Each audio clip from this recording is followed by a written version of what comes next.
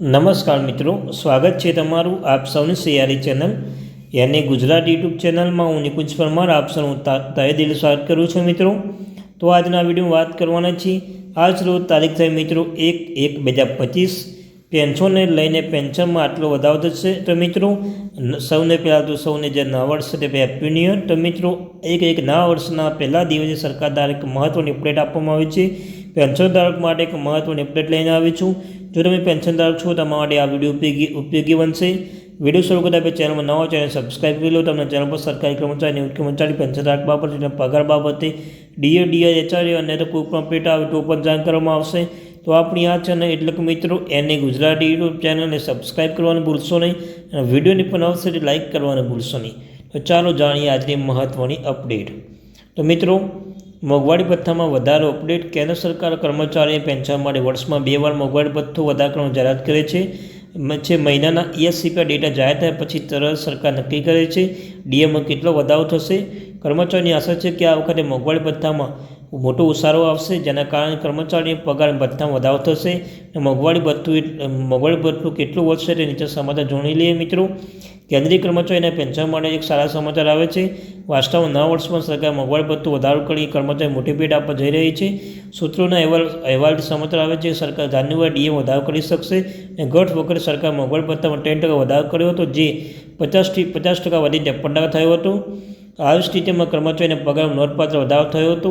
આ વખતે પણ કર્મચારીઓને આશા છે કે સરકાર ડીએમાં 3-4% વધારો જાહેરાત કરશે અને ડીએમાં વધારો 1 જાન્યુઆરી 2025 લાગુ કરવામાં આવશે। જોકે આપણે પાછલા વર્ષના રેકોર્ડ પર નજર નાખીએ તો સરકાર માર્ચમાં જાન્યુઆરી ડીએમાં વધારો કરવાની જાહેરાત કરી હતી। સરકાર કોઈપણ સમયે ડીએ વધારો જાહેર કરી શકે છે, પરંતુ એનો 1 જાન્યુઆરી લાગુ કરવામાં આવશે। સામાન્ય રીતે જાન્યુઆરી, જૂન અને જુલાઈ, ડિસેમ્બર માટે ડીએમાં વધારો કરવામાં આવશે। આ વખતે મિત્રો મોંઘવારી ભથ્થું કેટલું વધશે તો ગયા વર્ષમાં ઓક્ટોબર પ્રથમ સપ્તાહ મોંઘવારી ભથ્થું વધારવામાં જાહેરાત કરવામાં આવી હતી। 1 જુલાઈથી અમલી બનાવવામાં આવી છે। સરકાર દ્વારા મોંઘવારી ભથ્થું 10% વધારો કરવામાં આવ્યો હતો, જેના કારણે 53% 50% થયું હતું। અગાઉ માર્ચ 2024 ડીએ 4% વધારો કરવામાં આવ્યો હતો, જે તે 50% હતું। હાલમાં કર્મચારીને આપવામાં આવતું મોંઘવારી ભથ્થું 53% છે। વાસ્તવમાં ડીએ વધારો લેટેસ્ટ અપડેટ અને ડીએ વર્ષમાં વધારવામાં આવે છે। ડીએ કેન્દ્રીય કર્મચારીને આપવામાં આવશે, જ્યારે ડીએ પેન્શનો આપવામાં આવશે। આ બંને વધારે કર્મચારીઓને પેન્શનોની મોંઘવારી ભથ્થું રાહત મળશે। મોંઘવારી ભથ્થામાં ડીએ આગામી સુધારા જાન્યુઆરી 2025 થવા જઈ રહ્યો છે। મોંઘવારી ભથ્થું 57% થશે। તો મિત્રો મીડિયા રિપોર્ટ્સ અનુસાર આ વખતે મોંઘવારી ભથ્થું 4% વધારો થઈ શકે છે। જો સરકાર મોંઘવારી ભથ્થામાં 4% વધારો કરે છે તો તે વધીને 57% થઈ જશે, જેના કારણે કર્મચારી મૂળ પગાર નોંધપાત્ર વધારો થશે।